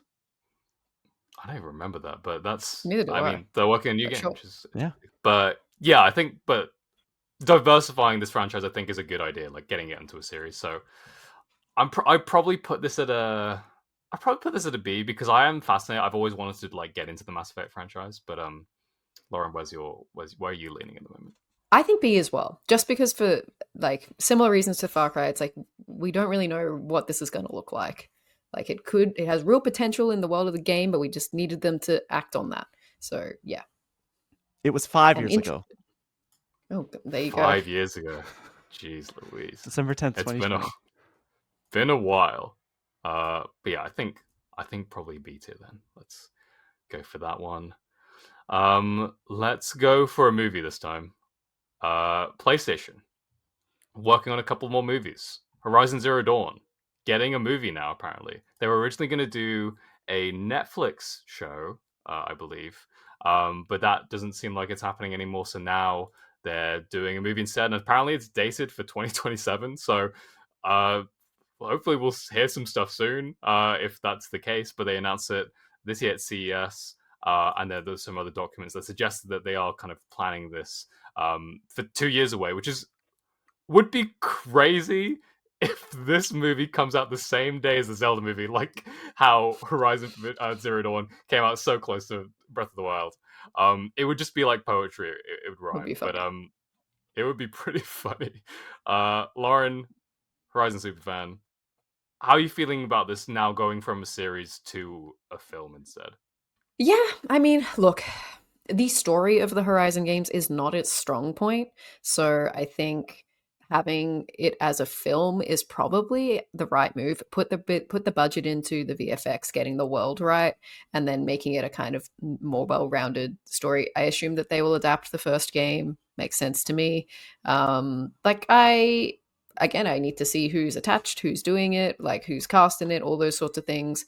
But I think like after it being so stagnant with Netflix and the series for so long, it's like exciting to be like, okay, that didn't work. We're going to shift tact and make it a movie now. And particularly for budget reasons, that gives me hope that they're going to get it right. Yeah, I think that's the big thing holding it back for me when it was at Netflix is like, how are they going to make these robot dinosaurs look convincing on a Netflix budget. I had no idea, but I think doing it as a movie will do it justice. Hopefully, at least on that aspect. And there's so much more spectacle that you can do in terms of the action and that sort of thing. Klein, are you feeling similar? I am, and I would almost like. I don't want to say I would disagree with what Lauren said about the story, but the story of the first game specifically, I think, is quite strong. I love that journey with Aloy and like discovering her kind of connection to this former world and that sort of thing. I think is like really fun and could make for a good 2-hour kind of big screen blockbuster. As you guys both said, when it was a TV show, I was worried because how are we going to do robot T-Rexes on a TV show budget? Making it a movie is great, and I'll just say right now, Dan Trachtenberg should direct this. That's a good shout. That would be fun. That would be pretty cool. Yeah, I'd like that a lot. Yeah, Okay, I'm optimistic. Sure, I mean, in terms of properties that I'm excited about, like it's probably in like an A area for me. But again, we just don't know. So many things could go wrong. Yeah, I'm A or B. I think I'm probably gonna go A. I think just for the fact of like the spectacle of it, like I think it will at least look great. From one PlayStation property to another, Helldivers is also getting a movie apparently, and that was at the same kind of conference that Horizon One came about at. That was announced there too. Yeah, we're basically just getting another Starship Troopers, I guess, which is kind of cool. Lauren, I have to go to you first. Helldivers 2. What are we feeling? Yeah, I'm excited. Like, I love Helldivers. I think there's so much potential, particularly if they lean into just the comedy chaos of this. It will come down deeply to tone for me and whether they can nail that tone. And particularly also finding the right director, I think will be really, really important for this. So it's still a little too early to say what this will be, but I am excited for its potential. And as a fan of the property, again, that's like another kind of A tier for me just because of how much I love the game and like what they could potentially do with it. I'm an A as well. Like I am sitting right here. I think they have to lean into the like. This is going to maybe not be. It won't be a James Gunn movie, but like this is going to feel. It's going to have that chaotic, hilarious, violent energy. And if they can find the right team to make that work on screen, it could be great. It could also be Borderlands. Like that is another franchise that had a very, very similar pitch heading into its movie. So that has me a little bit worried, but I would like to say, I would like to hope that we are past the Borderlands of the world. Like Borderlands and that whole thing was greenlit and went into the works so many years ago. So maybe this has a better chance of being great. Yeah, I think like when you said James Gunn, I mean he's not going to be able to direct this movie. He's way too busy. But like that opening of his Suicide Squad movie where everyone's just like exploding and so much going on. Could I think Taika do something like this? I think 5 years ago, maybe. Yeah. Maybe not now. I stand by my off-topic pick, which is Zack Snyder, because he takes his movies so seriously that I think it would be funny in this case. And they should no one should tell him that it's a joke. Exactly. Yeah, please. But the writers and everyone else write it and act it knowing that it's a joke. But they cannot tell it cannot get out to him. Yeah. Absolutely not. He has to take it as seriously as possible. That could also be sick. I mean, I've had my gripes with Snyder, but his visuals, they could work for a Helldivers movie. Like sure. having the slow-mo and everything in Helldivers would be hilarious.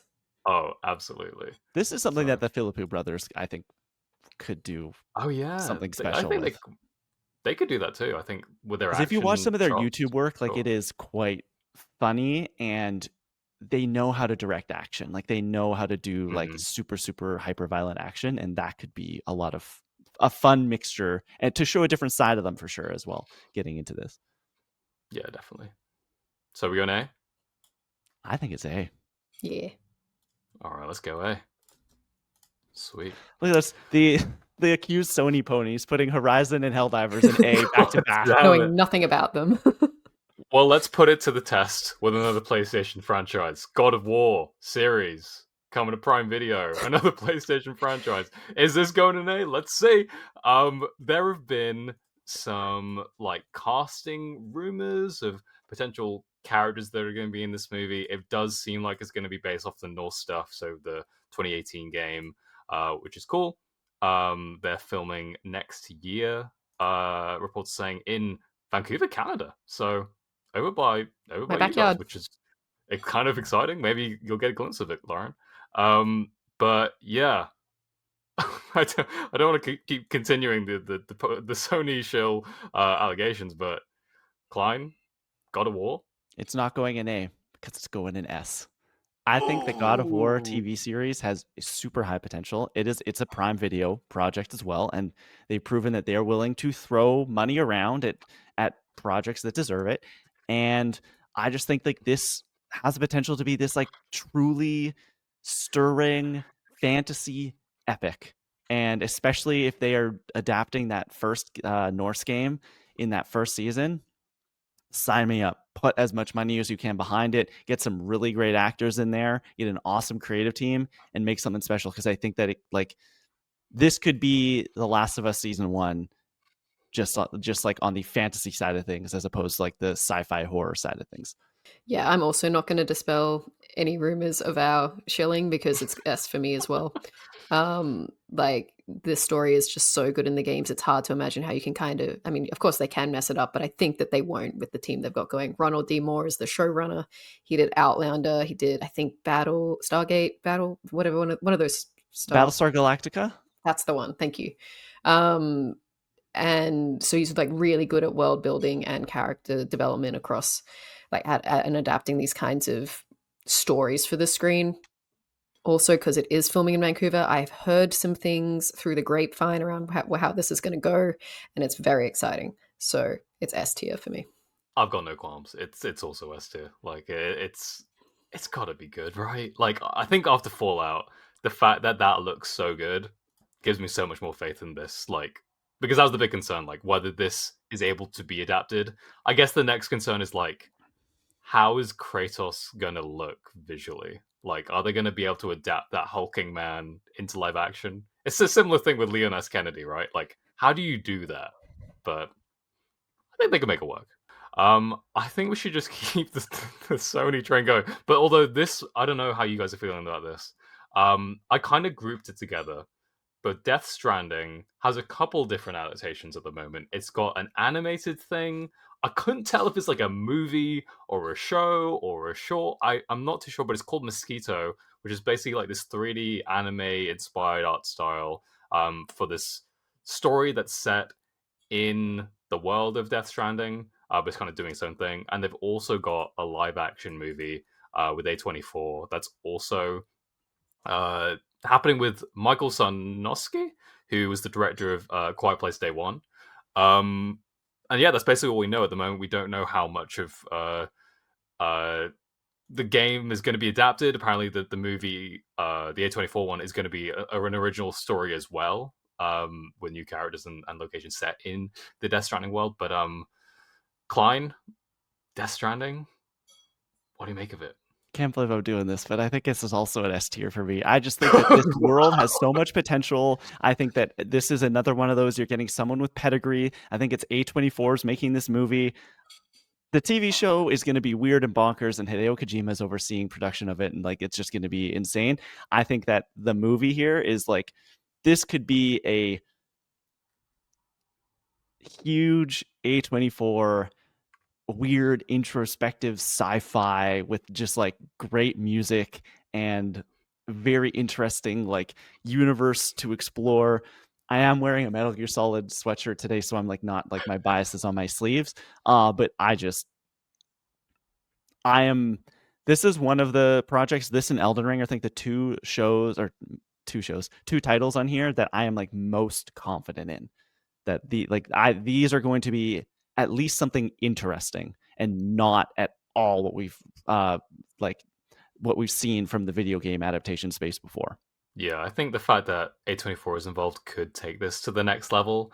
I'm a bit apprehensive in that the director choice. I wasn't the biggest fan of that A Quiet Place movie. I thought it was like fine enough, but I wonder like how that gets adapted. I guess if it's a different story, maybe that will work better in the cinema medium, I suppose.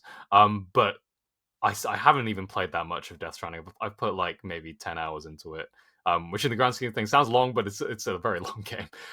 But I've adored what I've seen of it. I absolutely love the world of Death Stranding, so I am pretty intrigued, especially by the live action movie. The mosquito thing, to be honest, like I watched the trailer and I'm not too impressed by it. I don't really know what that's going to be. Maybe it'll be fine, but the live action movie, it does intrigue me. So I'm probably on the higher end. Am I an S tier? I'm not sure, but Lauren, are you as excited as we are? I mean, last year we had it at C. Not really enough has changed for me to bump it up to S. I would be willing to bump it up to B because I am like optimistic and intrigued by it, but I really feel like there's still been very little news about it. Okay, maybe original story is kind of good because we'll get to see corners of the world we didn't get to see in the game. I think that could be good, particularly when the game is like 80 hours long and it's impossible sometimes to distill that into like 2 hours. So this could be a good choice for it, but it's still too much of like an unknown for me. So yeah, B is where I'm planting my flag. Try split the difference and go A? Does that work for people? If you want. We're doing it. Death Stranding's an A. And the Tom Sony made an executive decision. The Sony shill allegations continue. Okay, a couple more here, and then we are done. Let's go to another thing that's like a basically continuing on from something we've already seen. Cyberpunk Edgerunners 2, season 2, I guess. It's basically a continuation, but we don't know what sense. They basically released like a teaser poster. They announced that they were working on another anime show based in the cyberpunk world, but didn't say what it was. And then they've come out in this past July, and it is like an Edgerunners 2, but like I wonder how that's going to be because it also says it's a standalone thing that is. So that makes me also wonder, like, if it's Edgerunners, but it's standalone. Like, how connected is it to the original thing? Because that story is very kind of self-contained. So I wondered what this is actually going to be. I think Trigger is back doing the animation, which is cool. But Lauren, some more Cyberpunk. Does this get you excited at all? I haven't seen the first season. My assumption is that it's an anthology. Is that why they would say it's a new standalone? Maybe. Yeah, I guess that would make sense. But you haven't seen the first season. You would love it. Actually, you're not a big anime fan, but like it might be. So I'll take your lead from this, whatever you think it deserves. Klein, what are you leading? I don't know. I'm gonna say S. I feel like we're throwing S around far too frequently. Cyberpunk Edgerunners Season 1 is my favorite video game adaptation. Full stop. It is okay. It is really good. To be fair. It is one of the best seasons of TV that I've seen in the last 10 years. Like, it is amazing. I love Studio Trigger, so I'm happy they're back to do it. I am almost, my only hesitancy with this is season 1 is so perfect on its own. And so this is gonna be a standalone thing, but like I almost don't even know if I want more. I'm happy we're getting more because season 1 was so good, but is it gonna sully the legacy of what I think is like truly something great in the first batch of episodes? That's like my only thing I would be worried about. But I think the fact that it's disconnected from that first like series, like hopefully then like it won't. And they capture that magic again though, too, right? Like it's those it's the pairing of those characters telling that specific story in that specific world in that way that makes that show so good. Can they do that again with a new set of characters telling a new story? I think if it was any studio other than Trigger, I would say I would be hesitant. But the fact that it is Trigger's coming back, like I think that says a lot. So I think it might be S2. And like, and you say like, I do agree, Lauren. We are throwing S around a lot, but of the ones we have left, I don't want to speak for anyone, but I don't know if any of these other ones are going to be S necessarily. So maybe I'm wrong. Maybe some of you guys will feel passionate about this, but I think Edgerunners might be an S2. I haven't seen it, so go ahead. Do it then, Tom. Go. Let's do it. We're doing it. All right. Next show we got is Among Us. Among Us is getting a show. And for some reason, we haven't heard about this show in a long time, for some reason. We had a bunch of castings about 2 years ago. We got like Patton Oswalt's in the show. Wayne Knight's in the show from Seinfeld. Randall Park, Elijah Wood, Ashley Johnson's in the show. But we haven't really seen that much of it since then. So it's kind of like an unknown quantity at this point. Are we still excited for the show? If we were in the first place, I Lauren, think the we'll go to studio you. has come out and is like, "Don't worry, we're working on it. Like, give us Yeah, they a have minute said to that to be cook." Yeah, I wrote a I'm opti- story in October that I was like, I think we did get an update. We got an update mid-October, and they said it's still happening, but they've Oh yeah. lost a streamer. Like they have nowhere to put it. It's been done for over like production wrapped August 24, and Oh they are god. now looking for a place to put it. Oh, I thought it was going to CBS. Yeah, I think No, initially, but then it's being made by CBS Studios, but it's not. They have Oh, nowhere right. for it to go. It was going to be a Paramount Plus thing, and it's no longer a Paramount Plus thing with the new ownership. oh dear. Right. Yeah, that will be a mess for a while. Regardless, I think it's going to be good. Like, I'm excited for it because I think Among Us has like a really unique brand of humor that would be really fun. And I'm like sold on the voice cast. And I don't think they need like I don't think the animation style needs to be super special because that is what's special about Among Us is how simple it is. So I'm optimistic. I'm willing to put this in B. I'm feeling B or C as well. Like I think that this is middle of the road. I don't have a ton of history with Among Us, but everything I've heard about this show, this like a tongue-in-cheek murder mystery set on a space station. That sounds like a lot of fun. It's just a matter of can we get it somewhere? Like is Yeah. someone gonna pony up the cash to buy it and make it happen? Into B it goes. We'll next go to a movie that is kind of rumored. To be honest, we don't really know if this is happening or not, but the Metroid It's happening. movie. Just say it and it will. Okay, It if you probably want. will. It probably will. Eventually, the fact that Nintendo's doing the Mario movie, the Zelda movie, eventually Metroid's got to be on the horizon at some point. But we basically just heard rumors from insiders and that sort of thing at this point. It's just in development. That's all we know. Klein, off the little that we know, how are we feeling? This is 100% potential. This is, you are making this pick here based on how much potential you see in a Metroid movie, because there is nothing. All we know reportedly is that they're exploring it, and it would take place in Nintendo's vision for a Mario cinematic universe. That's kind of it. We don't know if it's animated. We don't know if it's live action. Universal is perhaps involved. That is also a little note that we have to throw in there. I am on the higher side, probably A or B, just because I do think that a Metroid movie does have a lot of potential. I hope it's live action. I hope they throw enough money behind it, and I hope it fills a new, unique void for the Nintendo theatrical experience, where we have this really young kid stuff with Mario. We have kind of a little bit older with Zelda, and then we can do like maybe not R-rated, but something leaning a little more mature with the Metroid movie. So yeah, I think that it's A or B for me. That's my only apprehension. Is just like I know they do it in the games. They're able to get a little bit darker with Metroid, but like, are they willing to take that quote unquote risk of like aging this franchise up a little bit and putting the Nintendo seal of approval? Like, I wonder if they'll go that far. I mean, I'm not saying that they're not going to do an R-rated movie, obviously not. But like, I wonder if they will make it like a little freaky deaky. But Lauren, what do you think? I just like we just don't know. Like it could go the route of being animated like the Mario movie and being kind of not that great, or it could be like super faithful like the Zelda movie seems to be going and get a great director and cast on board and it could be really great.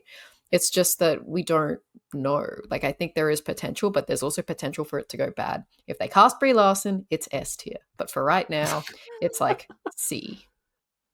Because it just could go either way, in my opinion.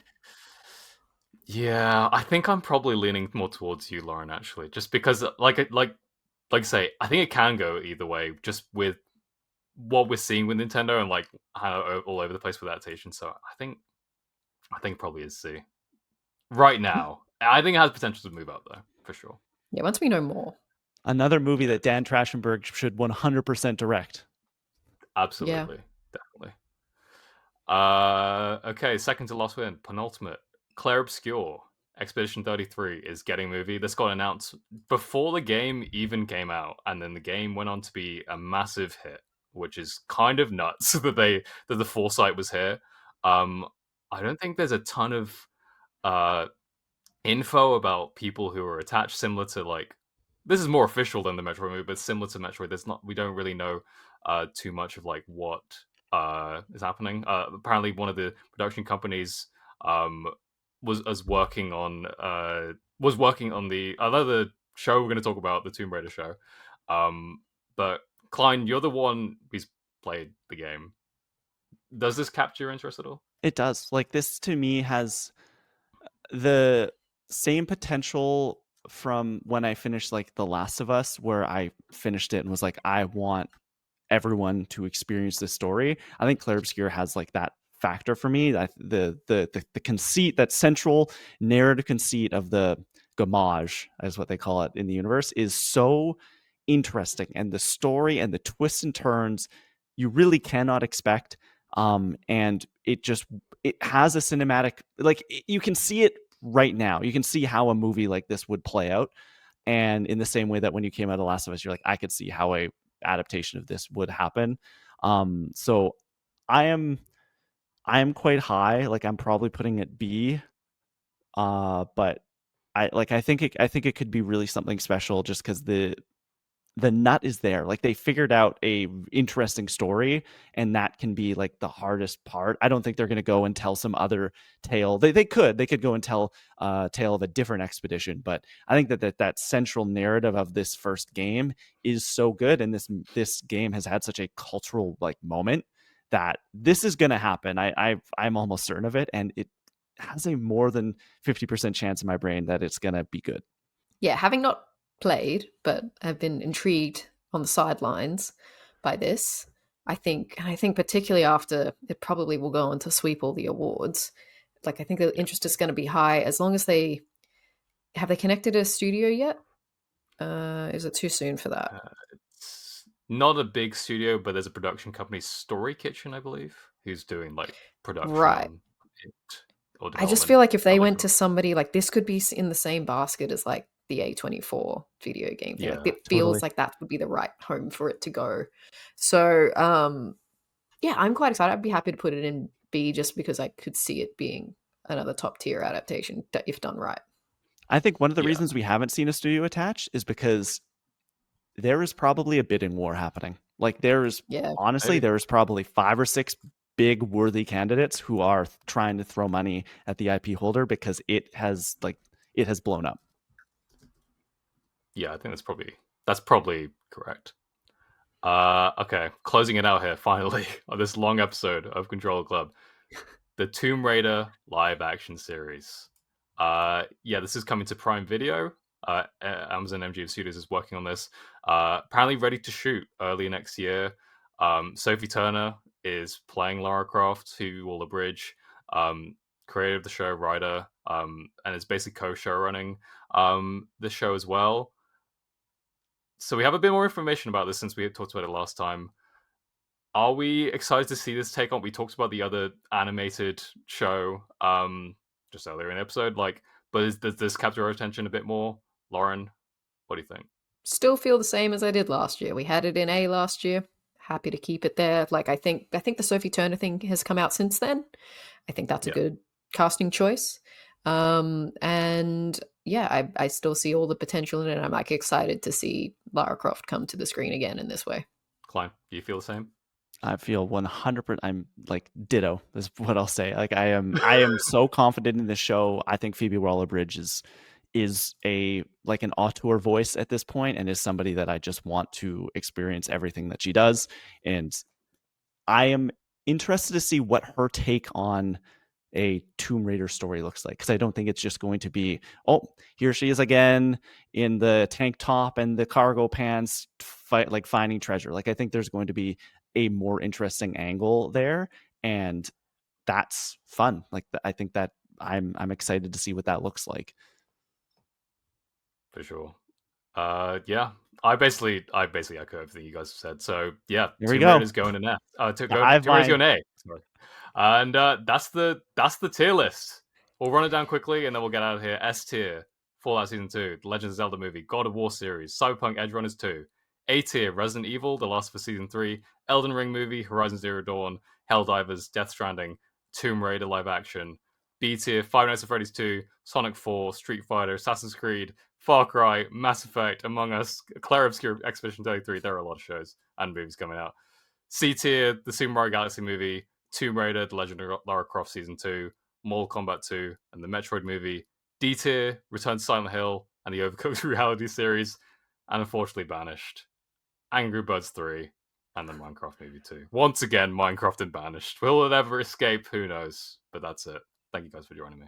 It at least has some company this time over in Banished. You can let us know That's what you true. thought about our tier list and maybe get featured in our comment corner. Our comment corner question of the week this week is, what video game adaptation are you most looking forward to? And Tom, do we have any comments from this past week that we want to shout out here in the comment corner?